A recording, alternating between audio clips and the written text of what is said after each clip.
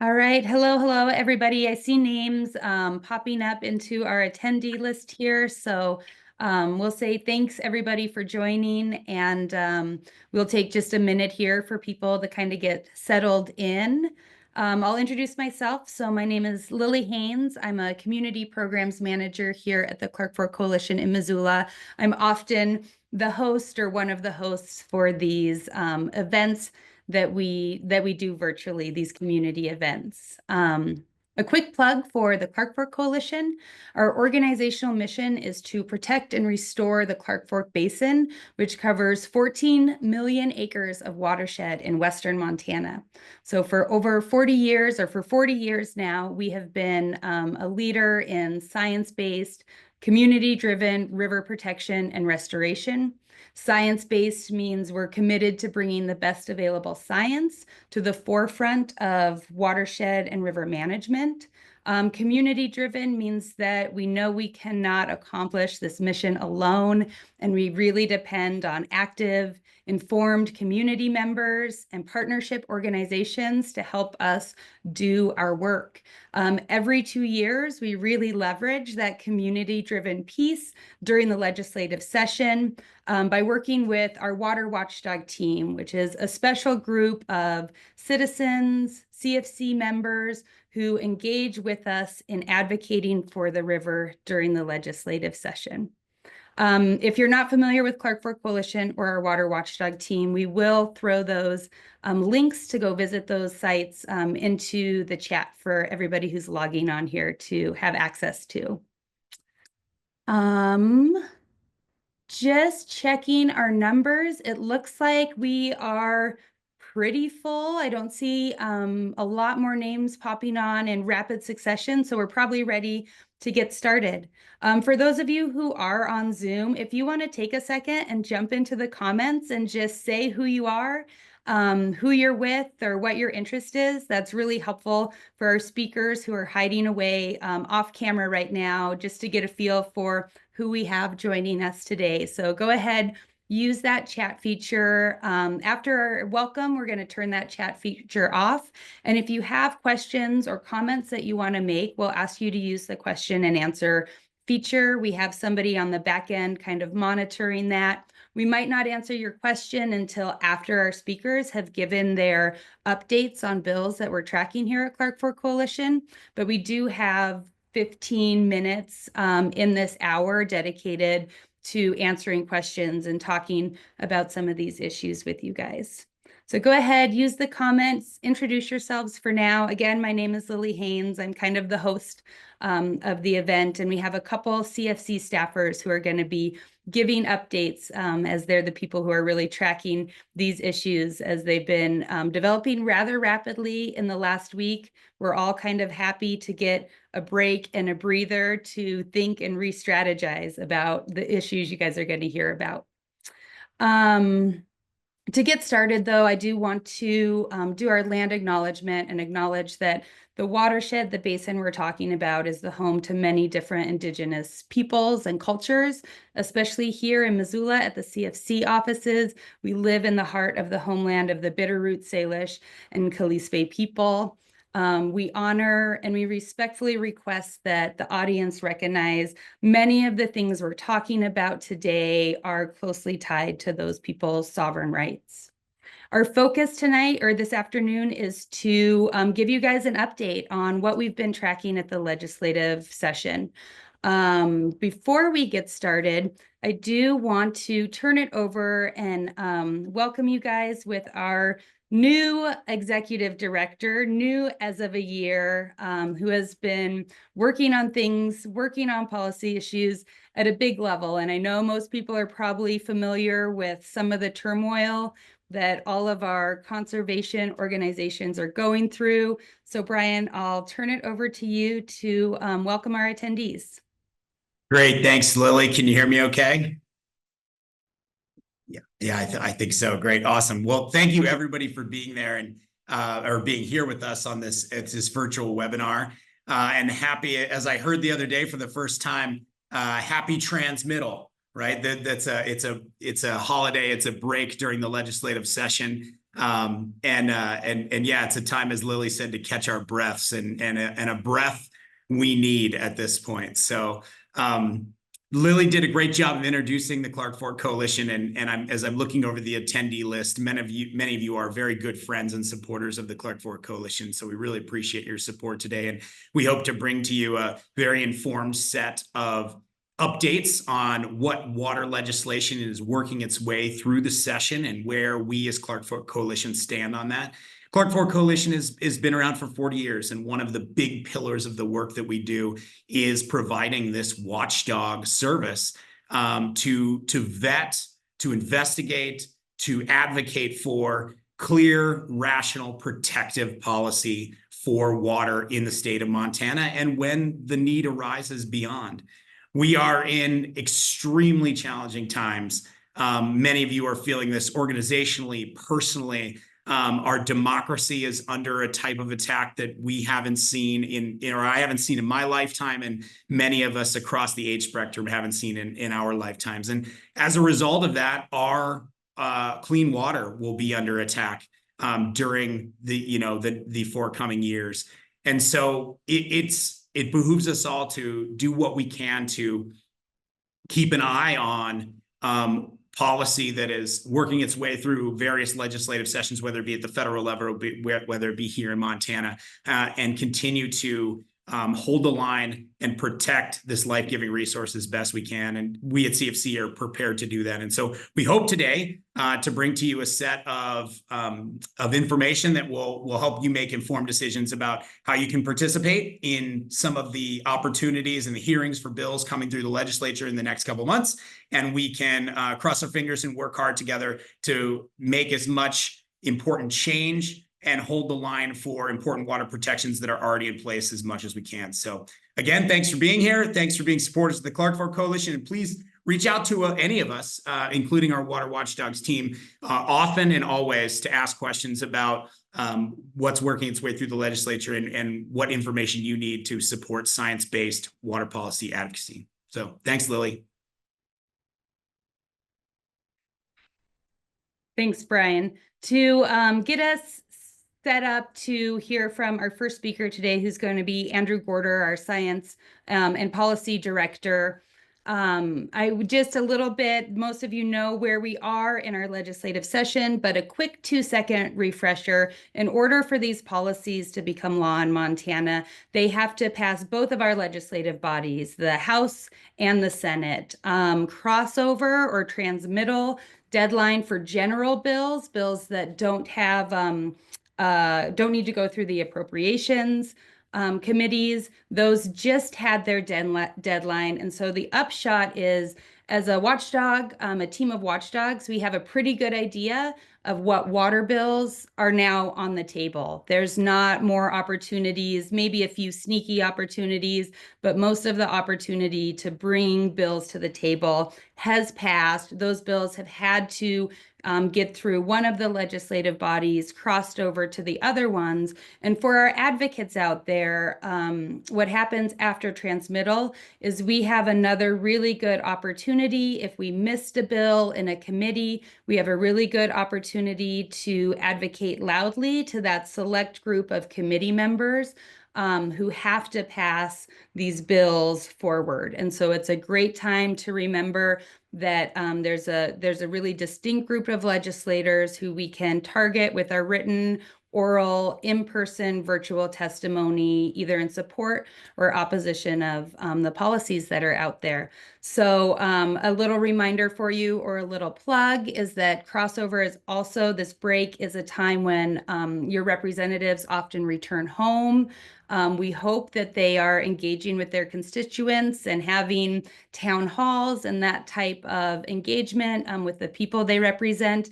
And so I'd encourage you to keep your eyes out for that, or to take this opportunity to get in touch with your representatives for where you are directly and talk about some of these issues that we care about so deeply. But we have a pretty good idea of what's on the table. And so I'm going to turn it over to our first speaker, Andrew Gorder, who is our expert, to walk you through some of the bills that we know are out there and what our positions are on them. Awesome. Thanks, Lily, and Brian for the intro. And I'll just go ahead and jump right in here. So again, my name is Andrew Gorder. I'm the Legal and Policy Director for the Clark Fork Coalition, part-time lobbyist on behalf of the coalition. So I've been tracking things pretty closely along with the rest of our legislative team at CFC. And I'm going to start by covering, I guess, some of the good. That it's been a challenging session. Most sessions are when it comes to water policy, but we have some good things to report out here at the outset, kind of related to, I guess, generally water quality, but also water quantity. So the list that you see in front of you here includes a number of bills that CFC has already spoken in support of and have advanced pretty well throughout the session thus far. So I'll start with Senate Bill 190. This bill is really about the water right change process, and it's an effort to sort of streamline the change process, which can be quite complicated.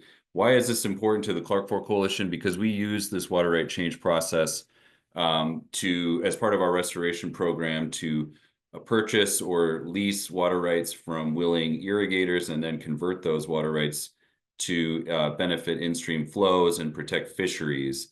What this bill does, it's actually a piece of policy that was in statute previously, but then had expired. This reauthorizes users to essentially consent, other water users can consent to waive any adverse effect analysis on their water rights when they're faced with a change of a water right on their stream or water source. This simply just allows people to voluntarily consent to these sort of changes in water use that we use for in-stream flow. It's about streamlining what is a quite complex bureaucratic process. So yeah, this is one that we are in full support of, and we hope to see it pass. Right now, things are looking good for Senate Bill 190. I want to talk about House Bill 256 because this is an appropriations bill that we've been advocating, and it on its behalf, and it's moved. It started really in the DNRC's comprehensive water review stakeholder working group that took place this last interim before the session started. And it's about funding for water storage.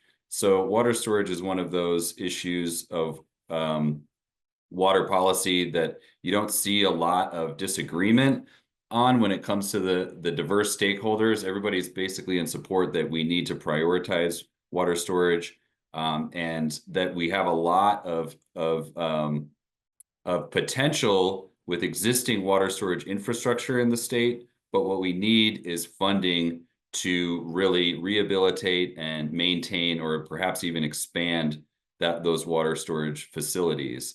Some of those are state-owned, and a lot of them are privately owned. And what this bill does is it creates a new revenue account with $50 million in 2025 from the general fund, and another $50 million in 2026, places that in a trust that's specifically for water storage, and then the earned interest from that trust can be used for water storage pilot projects. This is important for the Clark Fork Coalition because we have several of these projects in the works, and we also have a track record of working successfully with irrigators in places like the Bitterroot and the Upper Clark Fork to use stored water to benefit dewatered streams and restore stream flows.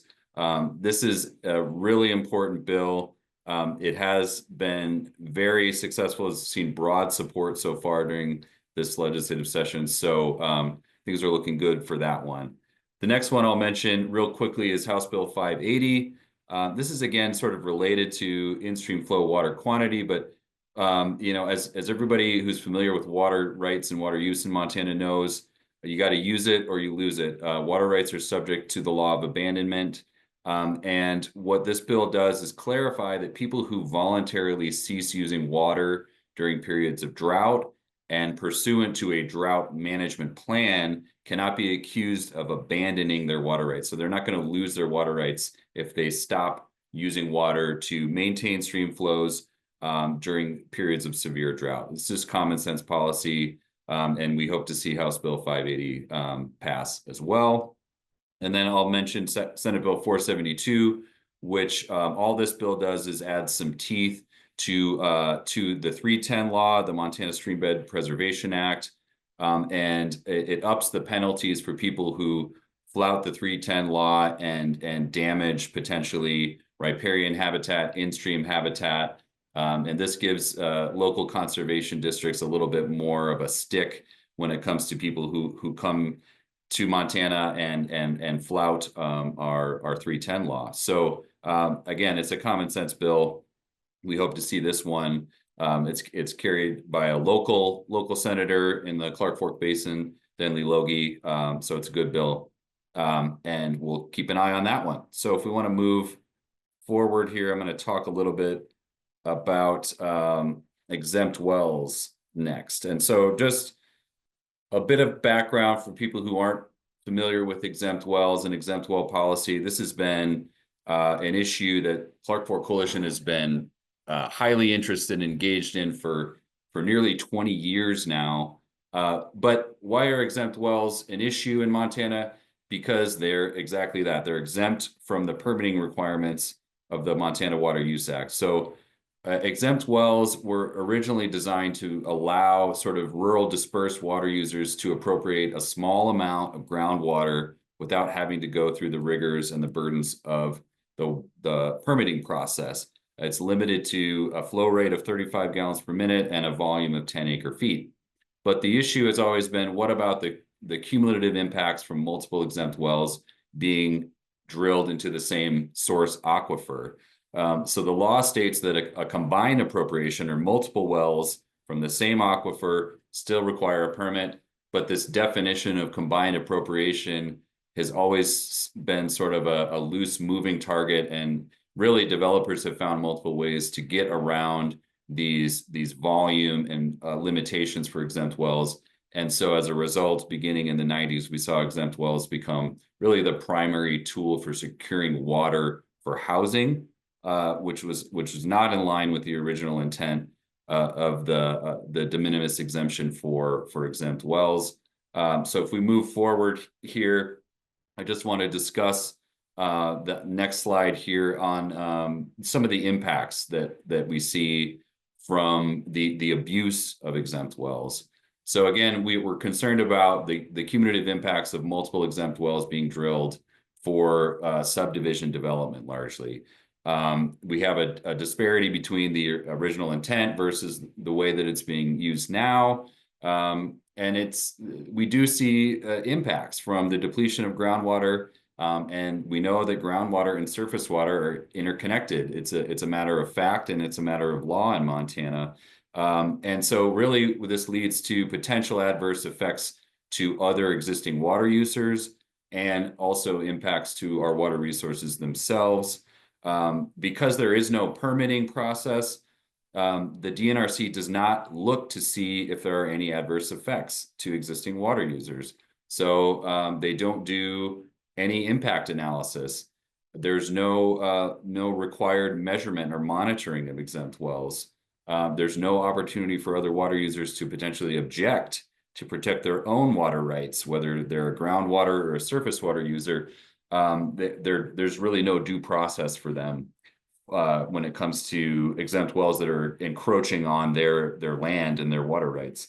And then I also want to talk about the water quality impacts, because largely we see exempt wells being used in rural areas, sort of sprawling developments that take place outside of municipal boundaries. So these homes and subdivisions are being put in on septic systems.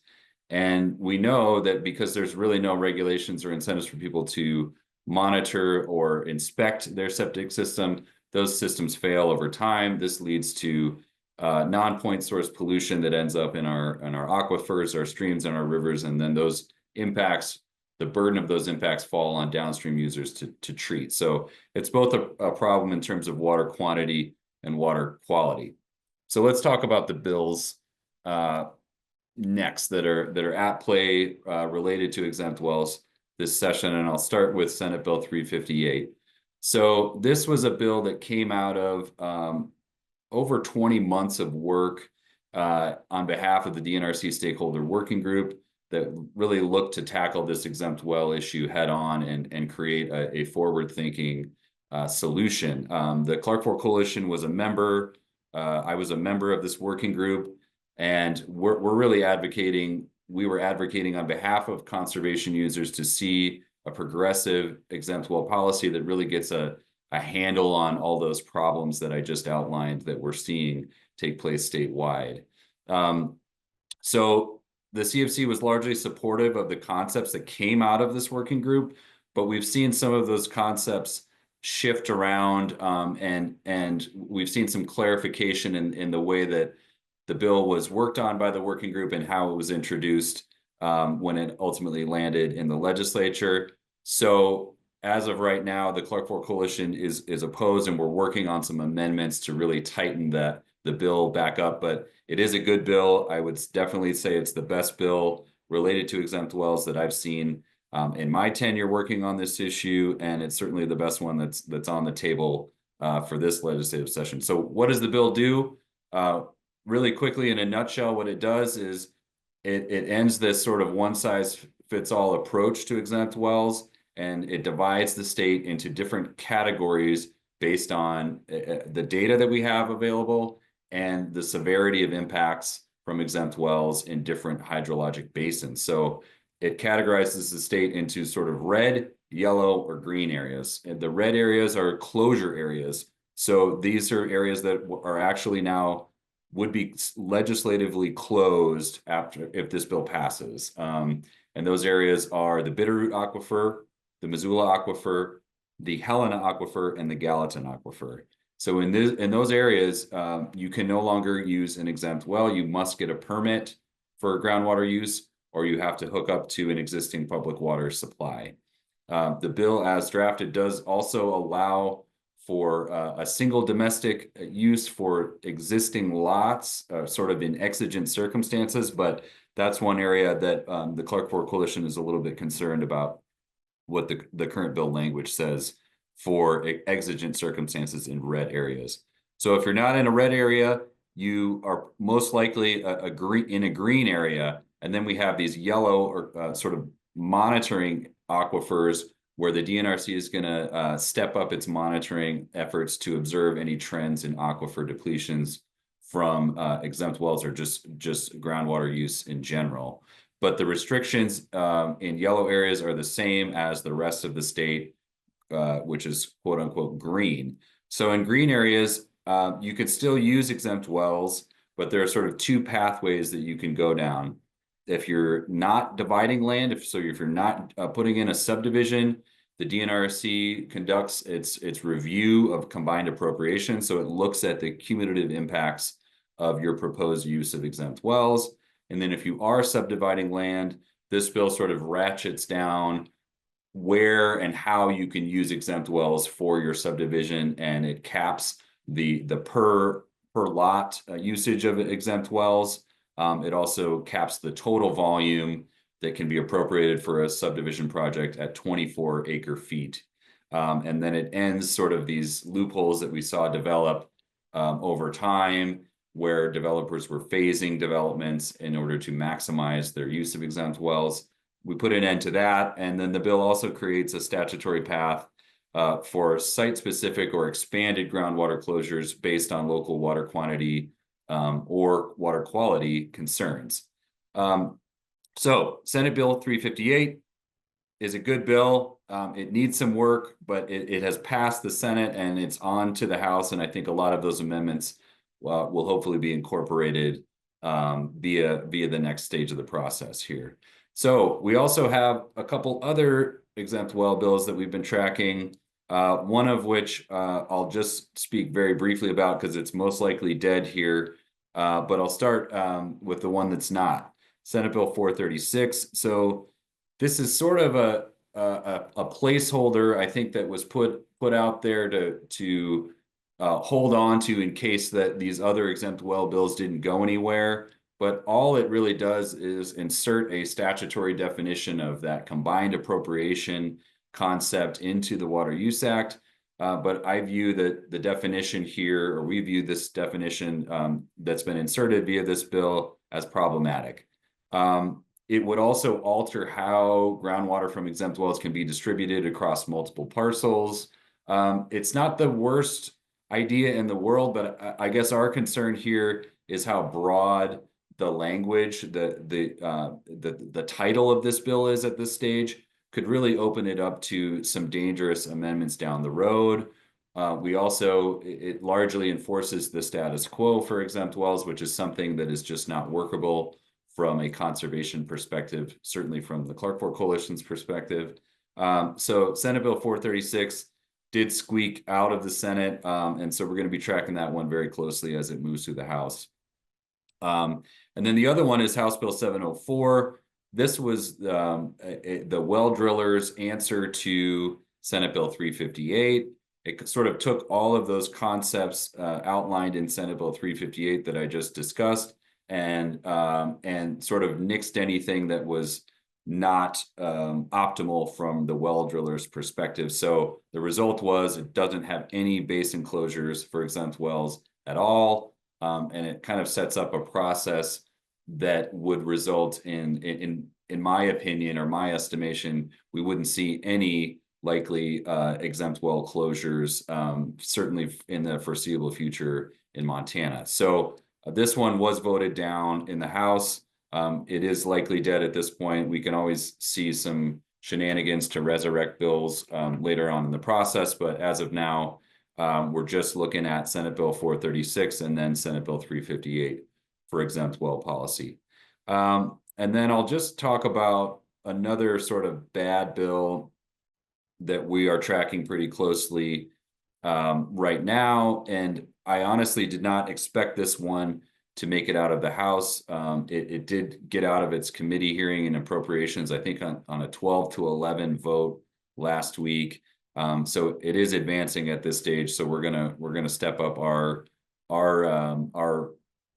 review and our participation and advocacy on this bill, and we'll certainly be reaching out to the water watchdog community as well. But this bill is very broad in terms of its impact on the administration of water rights and water use in Montana. It gets rid of the Montana Water Court and transfers all jurisdiction for water issues to state district courts. It actually provides for the mandatory sale of isolated parcels of state lands where a landowner has developed water rights on those lands. So this is a transfer of public lands bill as well.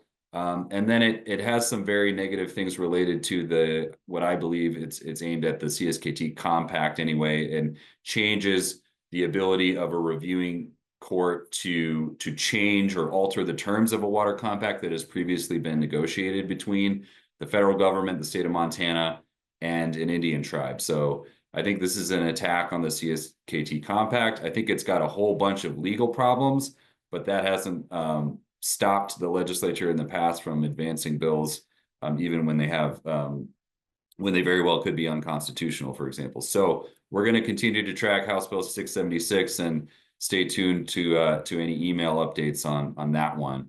And with that, I think I'm going to kick it over to Sam Carlson, our staff scientist, to Lily, you want to introduce him? I was just going to pop on and do the same thing. Thanks, Andrew, so much for that. And we did have a question in there that came up about HB 256.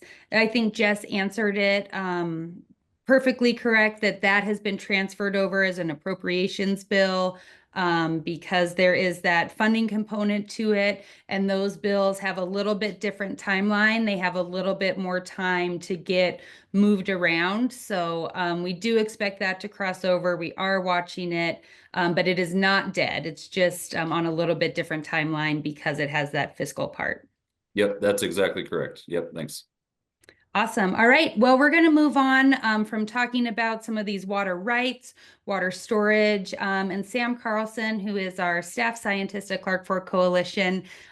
He is a new member to our CFC team in the past year, and we are so happy to have him and his great science brain to look at some of these really complex policies and how the science sometimes just doesn't add up. And so, Sam, I'll turn it over to you and get your slide up here to talk about water quality for us. Great. Thanks, Lily. Thanks, Andrew. So I'm going to talk through 4 bills real quick, all of which we believe would have a substantially negative effect on Montana's water quality. And I'm going to start with the simplest. So if we think about DEQ's permitting and regulation process, we generally think about how DEQ might interact with polluters or with those who want or need to get a permit to discharge pollution into Montana's water. But they also engage with individuals, private citizens, and or conservation groups who are concerned about the state of a water body. And so there's been a process in Montana law where a group such as the Clark Fork Coalition or an individual could reach out to DEQ and provide them data that individual or group believes indicates that water body is threatened or impaired, and DEQ can review that data. And then in current law, DEQ has 60 days to respond to that request to list the water body. And so this first bill, House Bill 684, it's very simple. All it does is remove the 60-day deadline for DEQ to respond to the public request. Taken on its own, we think that's completely unreasonable. DEQ has a time frame for responding to those who request a permit to discharge or to degrade water quality, and so DEQ should have a time frame to respond to those who wish to list a water body as threatened or impaired in order to protect that water body. We also recognize DEQ is certainly busy, especially at some times of year, and so if they need more than 60 days, a reasonable compromise could probably be found, but striking the deadline entirely is completely unreasonable. During the committee hearing, there was some discussion of amending this bill such that it could have an expanded time frame, but still have a deadline rather than just this indefinite time frame. And we're optimistic that we could see an amendment like that. Maybe it would be 90 days, maybe it would be 120 days. And that would take us from strongly opposing this bill to being probably neutral on it, as long as there's a reasonable time frame. So the next one that I want to talk about is this bill is put forth as a change in terminology, but when we look under the hood, it's actually quite a bit more concerning than that. So we have a process right now in order to protect the high quality waters of the state. If a polluter,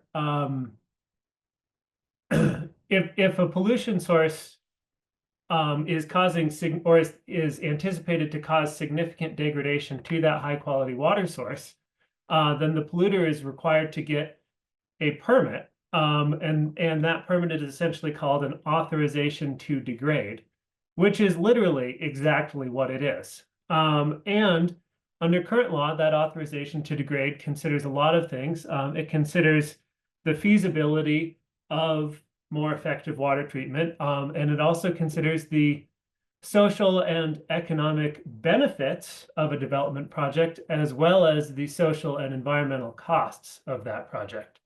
And so this bill, again, it presents itself as just a change in name, changing that term from authorization to degrade to a feasibility allowance. And so that term would work in that a polluter would be granted a feasibility allowance if it was not feasible to treat water to a higher standard. And so that is also a correct description of what such a permit would be. But unfortunately, this bill does a lot more than that. Previously, as I mentioned, and this is the exact text in the law, DEQ was required to determine that the benefit of development exceeds the cost to society of allowing degradation of high quality waters. In this bill, that's completely gone. Instead, the only check on it is that DEQ is required to determine that treatment to a higher standard would not be economically or technically feasible. So this completely removes the balance from the protection of our high quality waters. And instead, it just replaces it with the question of whether it's technically feasible or not.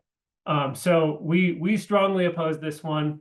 It was very close in the committee. Unfortunately, it did pass the House, so we will continue to oppose it as it moves into the Senate. And then this next bill, House Bill 664, will be familiar to those who have been paying attention to Montana's nutrient standards over the last couple of years. So narrative nutrient standards have been a hot topic in the legislature for the last few sessions. And we've actually just wrapped up a process that was triggered by a previous legislative bill. And that process directed the DEQ to form a working group to study narrative nutrient standards. And let me back up a little bit. Right now, under current law, we regulate nutrients in water bodies by measuring the concentration of nutrients there. And those are known as numeric standards. If we were to switch to narrative standards, fundamentally, we would just ask the question, is there a problem, right? Is there an algae bloom? Is there harm to the beneficial use of the water body? And so the legislature has been interested in doing that. I don't want to completely, I don't want to try to guess at their motivation, but they probably see narrative standards as more permissive than the current numeric standards. And so the previous effort to install narrative standards created a nutrient working group and a long process for DEQ to try to make those rules. And that is because narrative standards are incredibly difficult to actually implement. And so, pardon the complexity of the map that I added on this slide, but I'm trying to illustrate the point that Montana's waters, Montana's streams and rivers and lakes are incredibly complex. And a nutrient concentration that does not cause a problem in one section of stream or river could very well cause or contribute to a problem in another section of stream or river. So in order to actually implement effective narrative standards, we really need to think this through. We need to think this through into in terms of the upstream causes and downstream effects, which, as this map illustrates, that really can be quite complex. And then also we need to make sure that our narrative standards are more than just reactive, right? We don't want to just observe that water quality has been degraded and then take a response to it. We'd actually like to prevent water quality from being degraded. So that's a long way of saying this particular bill provides none of the framework to build a reasonable and effective and protective rule. Instead, it just directs the DEQ to get rid of our current numeric nutrient criteria, which are defined in DEQ 12A, and that would just roll us back to the previous narrative nutrient standards that we had prior to 2014 when we adopted numeric standards. Those standards are not protective. They're fundamentally impossible to manage across Montana's landscape. And so we strongly oppose this bill because it will result in both confusion and degradation of Montana's water quality. And it'll also probably result in a bunch of legal wrangling. And uncertainty isn't good for anyone. So although the current numeric standards are not perfect, they're easier to understand, they're much more workable. This effort to roll them back and reinstall narrative standards, it just provides none of the basis that would be required for narrative standards to actually work. And then one more bill we'll talk about. So House Bill 736 puts forth this idea of nutrient pollutant loading offsets. And the fundamental idea here is that if I'm emitting a large nutrient load, you know, maybe I'm running the wastewater treatment plant for a small city or town, and I've been trying, but I can't, it's too expensive. I can't reduce loads to meet standards. This bill would allow me to essentially make a deal with another source of nutrient pollution in the watershed, and try to trade. So if I could help someone else reduce their nutrient load, then that would allow me to continue to exceed the nutrient allowance for my particular emission. And on its face, that's not unreasonable. There are some challenges with it, but it does provide, potentially it provides an effective tool for actually overall reducing nutrient loads. There's two main challenges with it. Firstly, this has to be confined to a pretty small area. Otherwise, we could essentially end up trading nutrient loads in such a way that would concentrate them onto some streams or rivers and result in substantial degradation of those streams and rivers that receive the concentrated load. This bill, to its credit, does limit those trades. It requires them to occur within a very small watershed. If anyone's familiar with the USGS system of defining watersheds, this bill requires trades to occur within a Huck 12 watershed. And on the map below, that's the Miller Creek watershed just south of Missoula. So the whole of Miller Creek, where it drains into the Bitterroot, that's an example of a Huck 12 watershed. The Rattlesnake is actually divided into two Huck 12s. There's an upper Rattlesnake Huck 12 and then a lower Rattlesnake Huck 12. So this bill does constrain these trades to a pretty small geographic area, which is good.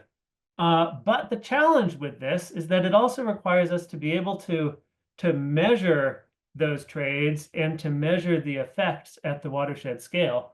And in order to do that, we need numeric nutrient standards. So our real hesitation with this bill is that if we pass narrative standards, this bill, just like the narrative standards in general, this bill becomes extremely difficult to understand and extremely difficult to implement. So we haven't formally taken a position on this bill. We think it's a valuable idea. We think with sufficient guardrails, this could provide a very useful tool to help emitters across the state actually meet nutrient standards, and to do so in an economically palatable fashion. But as it is, especially given the uncertainty about numeric or narrative nutrient standards, as it is, we're not confident that this would be a net gain for Montana's water quality. So again, those four bills, all of them have passed out of committee and passed the House, and so we will be opposing them and or discussing them in Senate committee. Awesome. Thank you, Sam. And you guys nailed the timing on that. We are right on time to be able to take questions from those people who are logged in today. I do want to put a quick plug in that we have a good idea of bills that are out there that the Clark Fork Coalition has a position of support or opposition to. You can kind of take another look at those bills that we're paying attention to by visiting our Water Watchdog website, where we have a bill tracker up. You can use this QR code that's up on the screen to check those out as well. If you haven't already signed up to be a water watchdog with the Clark Fork Coalition and you saw something today that you want to get updates on, please do sign up for that email list. We will be looking at these bills that have passed and tracking them to see when their hearing in committee is scheduled and letting folks know what those schedules are, sharing our talking points, and really encouraging and giving you support so that you can lend your voice as an advocate as well. We'll have all of our panelists turn on their videos and there's sound here. So if you guys want to join me up here, we can take questions. If you have a question in the audience, you can put it in the Q&A, and I can even pull you up, I think, to be a panelist if you want to have a more in-depth conversation with our folks out there. So we have about 15 minutes here. What type of questions do we have?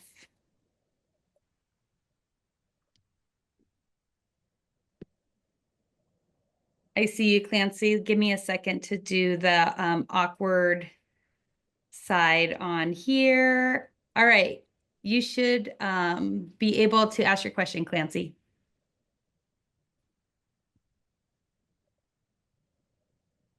My apologies. That was a mistake.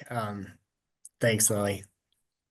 Well, we're glad you're here. And Clancy is joining us from the Blackfoot Challenge, and so is part of a watershed conservation organization in a different part of the watershed. A lot of folks on the call here are affiliated with an organization that might have their own members and might be doing their own advocacy. If you are one of those groups and you saw something today that you're interested in, but maybe need a little bit more information about how it might apply to your watershed, we are happy to have those one-on-one conversations about how you can engage your own membership in advocating in maybe a different part of the state for this. Catherine has a question that just popped into the Q&A feature. Sam and Andrew, can you guys see that? I'm learning how to use the Q&A feature here. We're all always learning.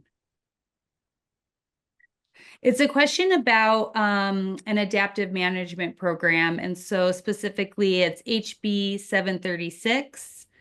Yeah, Similar to a Senate bill that maybe was in a past legislative session. Do one of you guys want to take that on?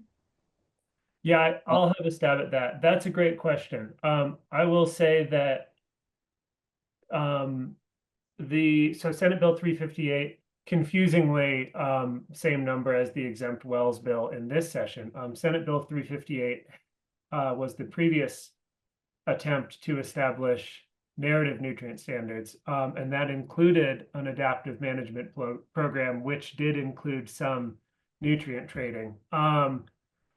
There's such a tiny amount of detail in House Bill 736. A lot of it does follow, it appears to follow directly from the adaptive management program that was a part of DEQ's rulemaking in response to 358. There are some standards for exactly like the allowances, how much non-point, how much the extent to which a decrease in non-point source pollution could be traded to allow an increase in point source solution, for example.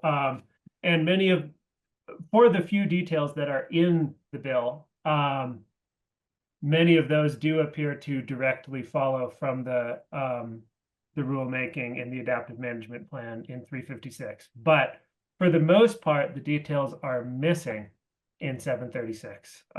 And I don't believe it formally requires a working group, so we don't have a lot of clarity about exactly how those details would get filled in. So again, I'd reiterate, if we were able to understand the process and or to answer some of those questions ahead of time, we could potentially support this bill. But at the moment, without those guardrails and without that clarity, we're concerned. That's a great question, though. Thanks.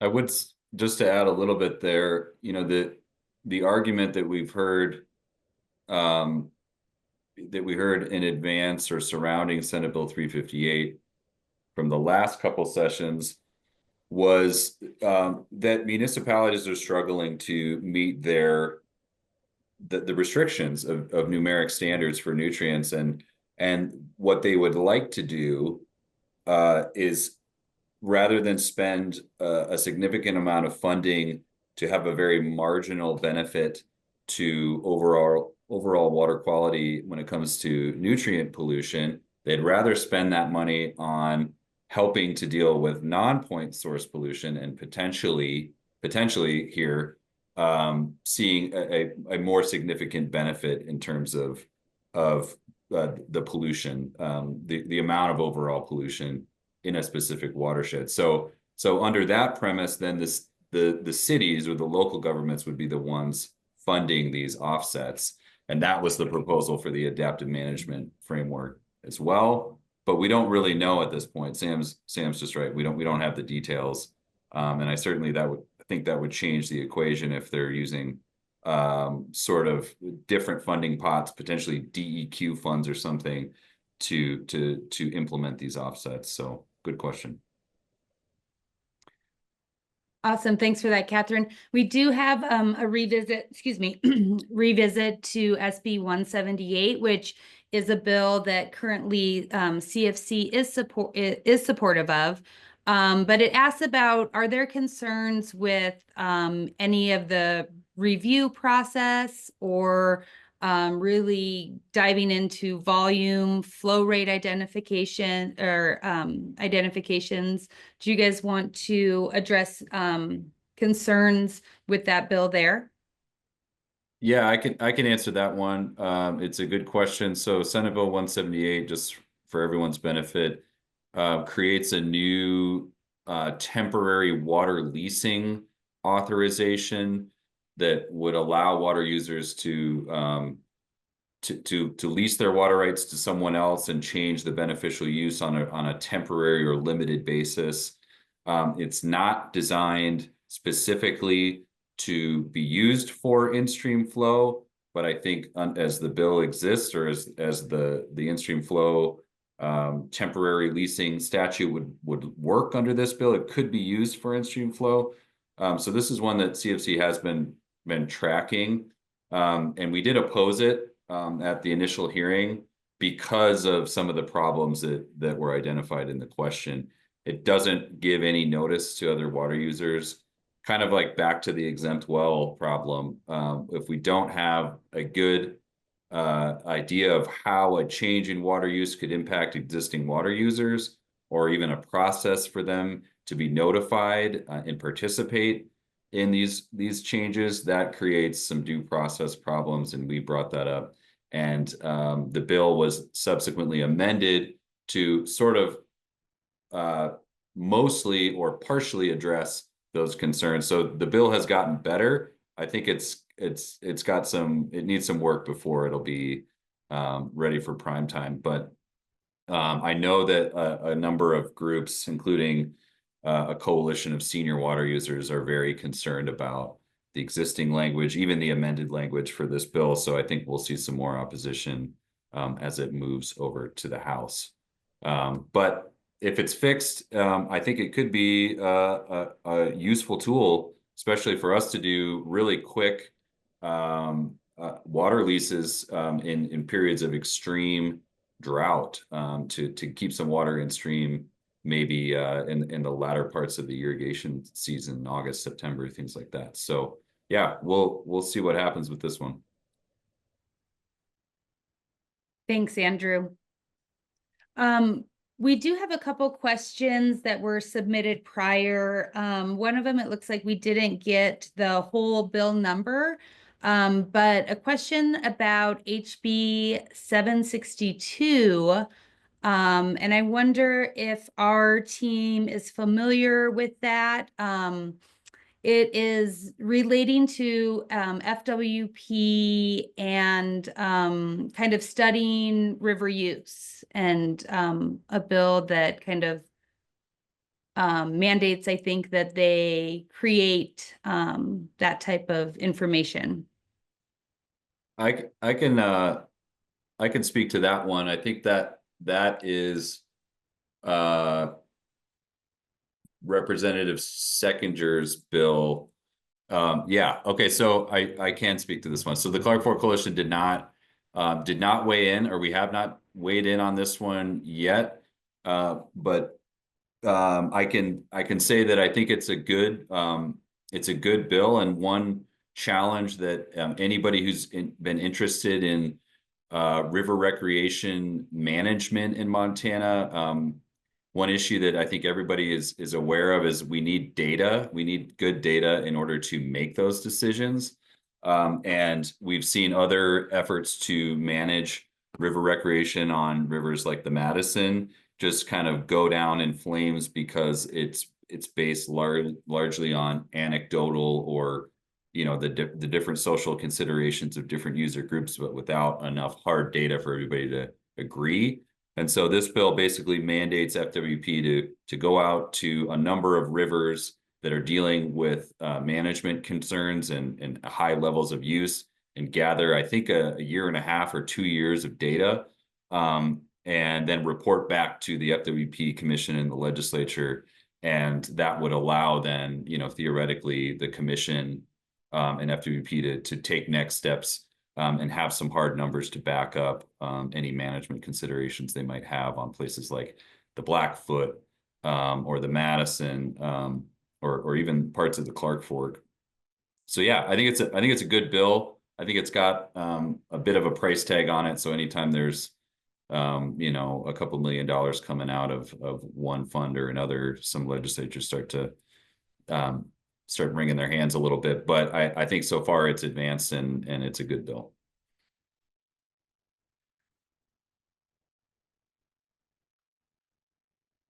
Thanks, Andrew.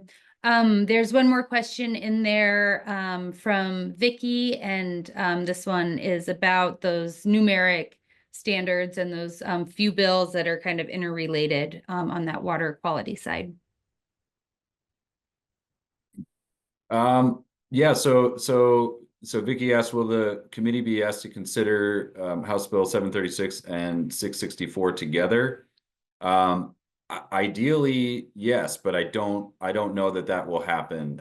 It's the way that the bills are assigned to different committees is it's a politically influenced process, and sometimes they're sort of purposely kept separate from each other so as I don't know, you draw whatever conclusion you want, but they end up in weird committees sometimes because of those political considerations. But they absolutely should be considered together, because if we no longer have numeric nutrient standards, again, this concept of pollution offsets under House Bill 736 just doesn't really make sense anymore. And the bill was written with the underlying understanding that we do need to meet these numeric standards. So yeah, I would think if people on the committee can request this, it would absolutely make more sense when you have multiple bills dealing with the same issue for them to be discussed and questions answered at the same time, but we'll have to kind of wait and see there.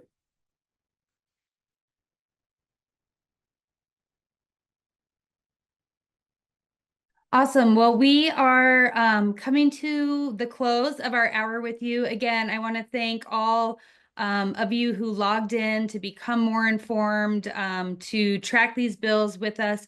Hopefully we see you at the end of the week starting to advocate at the committee level or with individual legislators about these bills that we've talked about. Again, we put a link to the Clark Fork Coalition Water Watchdog resources in there. So that's a great thing to like and follow to stay informed of how things get scheduled out as we move into the second half of the session here. I am going to request that we pop in both Andrew and Sam's emails should be in the chat now. So if you do have follow-up questions, please feel free to reach out to them. Again, if you would like more information about our position statements or any of the materials we create because you want to share those with your members, your community members, your friends and families. We do want to make those available for you guys, and we'll ask you to stay tuned in as we kick back up into the session in a week to watch what's going on and be part of advocating for clean water with us. With that, I will bid you all a good rest of your Monday, and hopefully we'll talk to you soon. Thanks so much. Thanks, everybody.